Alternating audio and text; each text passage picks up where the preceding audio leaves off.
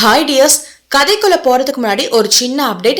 இந்த வீடியோவோட வாய்ஸ் உங்களுக்கு இங்கிலீஷ்ல வந்தா இந்த ஸ்கிரீன்ல காட்டியிருக்க மாதிரி நீங்க செட்டிங்ஸ் சேஞ்ச் பண்ணுங்க. அதுக்கப்புறம் உங்களுக்கு ஆடியோ தமிழ்ல கேட்க ஆரம்பிச்சிடும். அதே போல உங்களுக்கு கதை பிடிச்சிருந்தா மறக்காம லைக் பண்ணி நம்ம சேனலையே ஃபாலோ பண்ணிக்கோங்க. இப்போ வாங்க கதைக்குள்ள போகலாம். கதிரவன் மகள் நிலாவிற்கு தன் அத்தை மின்மினியை காணாது இருப்பது வருத்தமாக இருந்தது போலும். அதனால் தன்னை இங்கிருந்து கூட்டி போக சொல்லி நச்சரிக்க ஆரம்பித்தாள் நிலா. டாடி, நாம எப்பதான் நம்ம வீட்டுக்கு போவோம்? எனக்கு இங்க போர் அடிக்குதுப்பா என நிலா வாடிய முகத்துடன் சொல்ல, ஏண்டி இங்க இருக்க உனக்கு என்ன வலிக்குது? அதான் டெய்லி வெளியே கூட்டிட்டு போறோம்ல என கதிரவனை முந்திக்கொண்டு கேள்வி கேட்டாள் கீதா. ஆனா இங்க விளையாட யாருமே இல்லையே, எல்லாரும் பிஸியா இருக்கீங்க. அங்க நம்ம வீட்டுல மினியத்தை பாட்டி எல்லாம் இருப்பாங்க. அவங்க என் கூட எவ்வளவு ஜாலியா பிளே பண்ணுவாங்க தெரியுமா என ஏக்கம் ததும்பிய குரலில் கூறினாள் நிலா. அதான பார்த்தேன், உன்னை உன் அத்தைக்காரி நல்லா மயக்கி வச்சிருக்கா. விட்டா அவளை மாதிரியே உன்னையும் மாத்திடுவா. அங்கெல்லாம் இப்ப போக முடியாது. இன்னும் ஒரு வாரம் கழிச்சுதான் நாம அங்க போறோம் என கராராக கீதா கூறினாள். அவளின் அதட்டல் குரலில் குழந்தை விக்கித்து அழ ஆரம்பித்தாள். ஏ கீதா, குழந்தை ஏண்டி மிரட்ட? அன்பா சொன்னா புரிஞ்சுக்க போறா என சொன்ன கதிரவன் நிலாவிடம், நிலா அழக்கூடாது, சீக்கிரம் நம்ம வீட்டுக்கு போலாம், சரியா? அதுவரை இங்க ஜாலியா நம்ம 2 பேரும் பிளே பண்ணலாம், ஓகே தானே பட்டு என அன்பாக கேட்டான் கதிரவன். தந்தையின் பாசமான பேச்சில் அழுகையை நிறுத்தி சமத்தாய் தலையாட்டினாள் குட்டியவள். உடனே கீதாவோ, ஹலோ சார், நீங்க இன்னைக்கே கிளம்பி வீட்டுக்கு போறீங்க. நானும் பாப்பாவும் மட்டும்தான் ஒரு வாரம் கழிச்சு அப்புறம் வருவோன்னு சொன்னேன். நீங்களும் இங்கே இருந்தா வேலைக்கு யார் போறதா? ஏற்கனவே ஜனனிய பார்க்க வந்தவங்க நம்மளை எப்படி கீழா பேசுனாங்கன்னு பாத்தீங்கல்ல. சோ ஒழுங்கா சம்பாரிச்சு முன்னேற பாருங்க, அப்பதான் நமக்கும் கௌரவம் இருக்கும். இந்த கூலிக்கு வேலைக்கு போறதை நிறுத்திட்டு பழையபடி முதலாளி ஆகிற வழிய பாருங்க.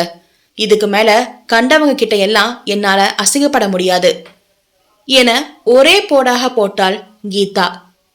அன்று வசந்தா இவர்களை பேசியதை நினைவில் வைத்து மொத்த கடுப்பையும் கொட்டிவிட்டாள் கீதா. கீதாவின் இந்த பதிலில் ஆடி போனான் கதிரவன். ஏய், என்னடி பேசுற? திடீர்னு முதலாளியாகனா அதுக்கு பணத்துக்கு நான் எங்கடி போறது? என்னாச்சு உனக்கு? நான் தான் அவங்க பேசினதெல்லாம் மனசுல ஏத்துக்காதேன்னு அன்னைக்கே சொன்னேன்ல என பொறுமையாக கதிரவன் கூற, அதெல்லாம் முடியாது, நான் சொல்றத செய்யுங்க, இல்லைனா நான் எங்க அப்பா வீட்டிலே இருந்துக்கிறேன். உன் தங்கச்சியால நான் இத்தனை வருஷம் அந்த கிராமத்துல குப்பை கொட்டினது போதும், இதுக்கு மேல முடியாது. பிஸ்னஸ் ஸ்டார்ட் பண்றதுக்கு முதல்ல போட்டு ஒரு தொழில்னு ஒன்று ஆரம்பிங்க. அப்புறம் அதை காட்டி நான் எங்க அப்பா கிட்ட பணம் வாங்கி தரேன்.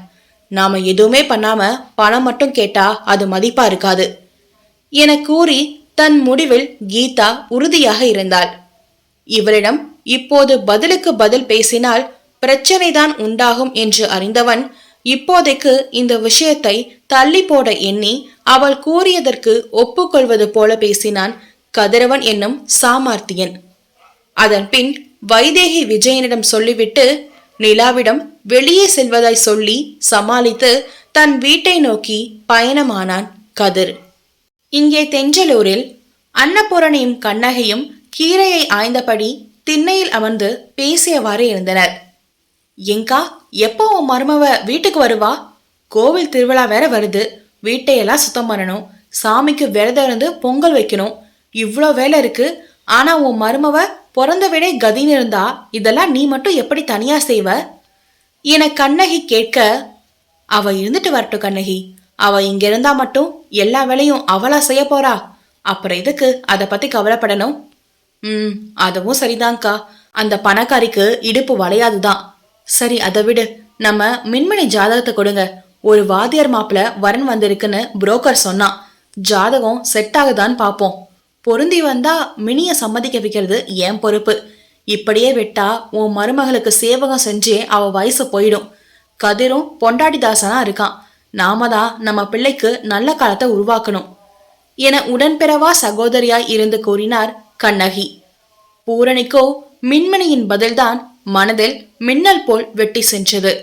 ஆனாலும் இப்படியே விட்டால் சரி வராது என்றெண்ணி, சரி கண்ணகி, நான் தரேன், நீ பார்த்து சொல்லு என ஒப்புதல் கொடுத்தார் பூரணி. ஆனால் பாவம், பூரணிக்கு தெரியாதே, இனி மின்மினியின் வாழ்வில் எடுக்கும் எந்த முடிவானாலும் அதை முடிவு செய்து முடித்து வைப்பது ஆரியன் மட்டுமே என்று.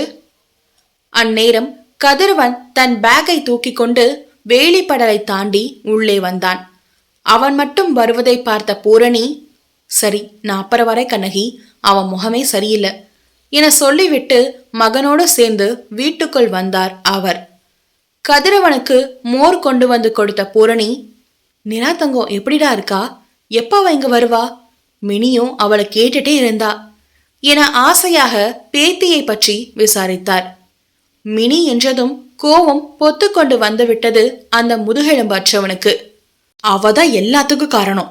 முதலாளியா இருந்த என்ன இப்ப ஒண்ணுமே இல்லாம ஆக்குனது அவதான். இப்ப நான் மறுபடியும் முதலாளி ஆனாதான் வருவேன்னு என் பொண்டாட்டி வீம்பு காற்றா. இதுல இப்ப பேத்திய காணாததுதான் உங்களுக்கு கவலை. என் வாழ்க்கை எங்க கூலிக்கு மாரடிச்சிட்டு இருக்குது, அதை பத்தி எல்லாம் யோசனை இல்லைல என தன் மனைவியிடம் கத்த வக்கு இல்லாது இங்கே எகிரி கொண்டு இருக்கிறான் கதிரவன். பெருமூச்சை வெளியிட்ட பூரணியோ, இவனிடம் போய் கேள்வி கேட்டது நம் தப்புதான் என்று எண்ணிக்கொண்டு அவன் கத்தலை கிடப்பில் போட்டுவிட்டு தன் வேலையை பார்க்க சென்றார். அதில் புஸ்வானமாய் போனது கதிரவனின் முகம். ஆரியன் அலுவலகம்.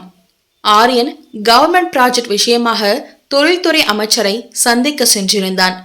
இங்கே அலுவலகத்தில் மின்மினி ஆரியன் இட்ட கட்டளைப்படி இன்றைக்குள் அந்த ஆடையின் முழு வடிவத்தையும் உருவாக்கும் முனைப்பில் இருந்தாள். ஒன்று, அவள் வேலையை முழுதாய் முடித்து வீட்டுக்கு செல்லலாம். இல்லையேல் ஆரியனுக்கு இடைவெளியில்லா முத்தத்தை தான் செய்த தவறுக்கு தண்டனையாய் தந்துவிட்டு நேரமாக செல்லலாம். முத்தம்தான் தண்டனை என்றால் அதை நித்தம் தர அவள் தயார்தான். ஆனால் என்ன உரிமையில் தருவாள்? காதலி என்ற அருகதையை இழந்த பின் ஆணவனின் வெறுப்பே அவளுக்குள் இருக்கும் தாப உணர்வுகளை தகர்த்து எறிகிறதே. அவளும் உணர்ச்சிகள் நிறைந்த பெண்தானே. அவன் பகை என்ற பெயரில் நெருங்கினாலும் உணர்வுகள் உருகத்தானே செய்யும். அவனை கட்டி அணைத்து காதலியாய் உரிமையாய் முத்த யுத்தம் நடத்த கொள்ளை ஆசைகள் உண்டுதான். ஆனால் அதற்கெல்லாம் தடைக்கல்லாய் அவள் செய்த துரோகமே அவளை போட்டு வதைக்கிறதே. அபாண்ட சொல் ஒன்றை கூறிவிட்டு இப்போது இழைந்தால் அதற்கு அர்த்தம் வேறாகி விடுமோ என்ற பயத்தில் தன் உணர்வுகளை மனக்கயிறால் இறுக்கி கட்டி அடக்கி வைக்கிறாள் மாது இவள். அதனாலே முத்தம் தர ஒப்புக்கொள்ளாது தம் கட்டி இப்போது வேலை பார்த்து கொண்டு இருக்கிறாள். அமர்ந்த இடத்தை விட்டு நகராது. நேரம் வேகமாக ஓட ஒவ்வொருவராய் பணி நேரம் முடிந்து வீட்டுக்கு கிளம்பினர். கவிதா போன் செய்து மினியை அழைக்க அவளோ தான் வர தாமதமாகும் என சொல்லி அவளை முன்னே போக சொல்லிவிட்டாள் மின்மினி. இப்போது அலுவலகத்தில் அவள் மட்டுமே இருந்தாள். வெளியே செக்யூரிட்டி இருந்தார். வீட்டுக்கும் போன் செய்து தான் வர லேட்டாகும் என்பதை கூறிவிட்டாள். ஆனால் என்ன முயன்றும் அவளால் வேலையை முடிக்க முடியவில்லை. கடுப்பானது அவளுக்கு. அதில் தலையில் கை வைத்தபடி சோர்ந்து போய் அமர்ந்திருந்தாள் மின்மினி. அச்சமயம் ஆரியன் வேலையை முடித்து தன் கேபினுக்கு வந்தான். நேக்காக குறும்பு கண்ணனை கலட்டிவிட்டே வந்திருந்தான் கேடியவன். அவளின் வாடிய முகமும் கலைந்த தோற்றமும் அவளின் தோல்வியை அவனுக்கு பறைசாற்றிவிட்டது. அதில் வெற்றி சிரிப்பை உதிர்த்த அரக்கன், என்ன மேடம், ஒர்க்கெல்லாம் முடிச்சுட்டு உங்க வீர தீரத்தை எனக்கு காட்ட ரெடியா வெயிட் பண்ணிட்டு இருக்கிற மாதிரி இருக்கு என வேண்டுமென்றே கேலி செய்தான். அமைதியான அறையில் திடீரென குரல் வரவும் காரிகை அவளோ பயந்து துள்ளினாள். அவள் பயத்தையும் ரசித்தான் கிராதகன். வந்தது ஆரியன் என்று உணர்ந்த பின் அவன் பேசிய கேலி ஞாபகம் வரவும் அவனிடம் தன் தோல்வியை ஒப்புக்கொள்ள விரும்பாத பெண்ணவள் வேக வேகமாக வேலையை மீண்டும் துவங்கினாள். ஆரியனும் பதில் பேசாது பாவை அவளையே பார்த்தவாறே தன் கோர்ட்டை கலட்டி இருக்கையில் மாட்டியவன் கை பட்டனை எல்லாம் கலட்டிவிட்டு கேஷுவல் லுக்குக்கு மாறினான். தன் கேபினில் இருந்த ஃப்ரிட்ஜில் இருந்து குளிர்பானத்தை எடுத்தவன் மின்மினிக்கு பக்கவாட்டில் இருந்த ஷோபாவில் வந்தமர்ந்து அவளை பார்த்தபடியே பருகத் தொடங்கினான். குளிர்பானம் குடிப்பதோ அவன். ஆனால் குளிர் எடுத்தது பாவைக்கு. ஆனவனின் விடாத சூடான பார்வையினால். விழியாலே அவளை விழுங்கினான் மன்மதன் அவன். அதில் விக்கித்து போய் உடல் சிலிர்த்து போனாள் கண்ணி இவள். எவ்வளவு நேரம்தான் ஆட்டம் காட்டுவாள் என பார்த்திருந்தான் போலும். நேரமோ 7 மணி ஆனது. இதற்கு மேல் போனால் அவள் ஊருக்கு செல்லும் பேருந்து வருவது அரிதிலும் அரிது. ஏற்கனவே தவித்து இருப்பவளை மோகப்பார்வை பார்த்து தகைக்க வேறு செய்கிறான். என்னையா ஆண்மை இல்லாதவன் என்று கூறினாய் என கேட்பது போல் இருந்தது கட்டழகன் அவனின் துகிலொரிக்கும் மையல் பார்வை. பெண்ணவனின் உச்சி தொட்டு பாதம் வரை உலா சென்றது மன்னவன் பார்வை. இதில் பெண்மையின் ஏற்ற இறக்கங்களில் தேங்கி வேறு நின்றது அவனின் ஹேசல் வெளிகள். தாபக்குயில் அவளின் வெண்பஞ்சு பொதிமலையை தாண்ட இயலாது கிறங்கி போனவன் எதையோ நினைத்து கையில் இருந்த டின் பாட்டிலை அழுத்தி பிசைந்தான். இதற்கு மேல் தாங்காது என்ற மின்மினியோ தன் தோல்வியை ஒப்புக்கொண்டு எழுந்து அவன் அருகே வந்தாள். ஒப்புக்கொண்டால் சரி என்று விட்டுவிடும் அளவுக்கு இப்போது நல்லவனா அவன்? முழு அரக்கனாய் உருமாறி அல்லவா இருக்கின்றான். மின்மினியின் கிராமத்திற்கு செல்லும் கடைசி பேருந்தை அவள் பிடிக்காவிட்டால் இன்று அவள் இங்கேதான் இருந்தாக வேண்டிய சூழல் உருவாகும். அதனால் தோல்வியை ஒப்புக்கொண்டு அவனிடம் பேசி பார்க்க எண்ணி கையை பிசைந்தபடி அவன் அருகே நின்றாள் பெண் பாவை. சார், நான் ப்ராஜெக்ட் ஒர்க்கை முடிக்க முயற்சி பண்ணேன். ஆனா பாதிதான் என்னால பண்ண முடிஞ்சது. மீதி வேலையை நான் நாளைக்கு வந்து கண்டிப்பா கம்ப்ளீட் பண்ணிடுவேன். ஸோ கொஞ்சம் டைம் கொடுங்க என பணிவாக கேட்டாள் மின்மினி. பாதியில விட்டு போய் தானே உனக்கு பழக்கம், அதான் உன்னால எதையும் முழுசா பண்ண முடியல போல என சொல்லியபடி எழுந்து நின்றான் ஆரியன். அவன் வார்த்தையில் மனசுணக்கம் கொண்டவள், தேவன் ப்ளீஸ் என அவன் மேலும் தன்னை வதைப்பதை நிறுத்த பார்த்தாள். என்னடி ப்ளீஸ், உனக்கெல்லாம் இரக்கம் பார்த்து நான் பட்ட வர போதும். ஒழுங்கா சொன்ன வேலையை முடிக்க முடியலனா நான் கொடுத்த ஆப்ஷன் 2வை நீ கொடுத்துட்டு கிளம்பிட்டே இருக்கலாம். ஈவன் உனக்கு பிடிச்ச விஷயம்தானே இது, அப்புறம் எதுக்கடி தயங்குற மாதிரி நடிக்கிற என அவளை நெருங்கி அசையும் அவள் கயல் விழிகளை விழுங்கும் பார்வை பார்த்து கூறினான். அவள் பிடித்து கொடுத்தாலும் சரி, பிடிக்காது கொடுத்தாலும் சரி, அவனை பொறுத்தவரை அவள் எப்படி இருந்தாலும் கெட்டவள்தான். இந்த ப்ராஜெக்டை முடித்தே கொடுத்தாலும் கூட அவள் பெயர் என்ன மாறிடவா போகிறது அவனிடத்தில்? இதையெல்லாம் யோசித்து நிமிடத்தில் முடிவெடுத்த மின்மினியோ அவள் கயல் வெளிகளால் தீர்க்கமாக தேவனை பார்த்து கொண்டே, நீ எப்படி வேணாலும் எடுத்துக்கொள், ஆனால் இம்மொத்தம் என் காதலின் அடையாளம் மட்டுமே என்றெண்ணி காளையவன் சட்டை காலரை பற்றி நெருக்கமாய் தன் பக்கம் இழுத்து ஆரியனின் அதரங்களை பற்றியது பெண்ணின் நனி இதழ் இரண்டும். அவள் தருவாள் என்று எதிர்பாராத ஆரியனோ ஒரு நொடி அவளின் இதழ் தீண்டலில் அதிர்ந்தே போனான். அதிர்ந்து என்ற கட்டழகனை மீட்டு கொண்டு வந்தது தோகையவள் அவன் இதழில் கொடுத்த சிறு காயம். அவன் வாய் கொட்டிய சாட்டை போன்ற வார்த்தைகளுக்கு எல்லாம் தண்டனை தரும் விதமாய் இருந்தது அவள் மொத்தம். போதும் என்று நினைத்து அவள் இதழை விலக்க நினைத்து முயற்சி செய்ய ஆரம்பிக்க அதை கண்டுகொண்ட வித்தகன் அவனோ சிக்கிய அவள் இதழ்களுக்குள் சின்னதாய் சிரித்தவன் அவளின் யுத்தத்தை நிறுத்தி அவள் இடையை பற்றுதலுக்கு அழுத்தி பிடித்து தன்னோடு சேர்த்து அணைத்தவன் முத்தம் எனும் கலையை அவளுக்கு பயிற்றுவிக்க ஆரம்பித்தான். சிற்றிடையோ அவன் அழுத்தி பிடித்ததில் சின்ன பின்னமாக பாவை அவளோ அவஸ்தையில் நெளிய ஆரம்பித்தாள். அவள் ஏற்படுத்திய காயத்திற்கு அவளையே மருந்தாக மாற்றிக்கொண்டான் ஆரியன். சுற்றி யாரும் இல்லாத தனிமை. அலுவலகமே அமைதியாக இருக்க அந்த அறையின் அமைதியை அசைத்து பார்த்தது ஆணவனின் முத்தமும் பெண்ணவளின் சினுங்களும். முத்தமிட்டபடியே பாவையை நோக்க சற்று முன் அவளிடம் இருந்த தீர்க்கமான பார்வை போய் இமை மூடி லயித்து நின்றிருந்தால் ஆணவனின் மென் முத்தத்தில். வன்மையாய் தரவில்லை அவன். மென்மை முத்தத்தை அரங்கேற்றி பெண்மைக்குள் யுத்தம் செய்தான் அவன். விட்டு விட்டு பருகும் தேநீரை போல அவள் தேனிதழை சுவைத்தான் ஆரியன் வாசுதேவன். முத்தத்தில் பித்தாகி சித்த முறைந்து பூலோகம் மறந்து நின்றனர். ஏனோ முத்தம் போதும் என்று இருவருக்கும் தோன்றவில்லை. இப்படியே இது நீளாதா என்ற ஏக்கத்தையே உண்டு பண்ணியது அக்காதலர்களுக்கு. பிரிவின் தாபம் கூட கூட இறுக்கி அணைத்தான் மின்மினியை. அணு அணுவாய் ஆதி முதல் அந்தம் வரை காதலித்தவளை பிரிந்து தவித்த கணங்களும் இப்போது அவளை வார்த்தையால் வதைக்கும் கணங்களிலும் அவளை விட துடிப்பது என்னவோ மன்னவன்தான். அவன் மனமோ அவளை பிரிந்து தவித்த இந்த நரக வேதனை போதும் என்று ஆர்ப்பரிக்க ஆரம்பித்தது. பழிக்கு பழி செய்து வெற்றி பெற காதல் ஒன்றும் போர்க்களம் அல்லவே. காதல் களத்தில் இருவருமே சமம். ஒருவரை வீழ்த்தி பழி வாங்கி தனக்கு அடிமை செய்வதையெல்லாம் காதலாகாது. அவன் மன ஓசையை ஆரியன் ஏற்க ஆரம்பித்தால் பாவைக்கும் விடிவு காலம் பிறக்கும், இல்லையேல் பிரிவினையை நீடிக்கும். இதழை விட்டு விலகி அவள் நெற்றியோடு முட்டி தலை சாய்த்து இமை மூடி நின்ற தேவனோ அவனையும் அறியாது இழகி போய் உரித்தான்.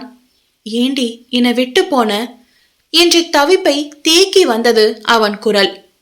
ஆரியனின் வழி நிறைந்த வார்த்தையில் இமை திறந்த மின்மினியோ அவனின் உள்மன தவிப்பை உணர்ந்து அவனை உருக்கமாய் பார்த்தாள்.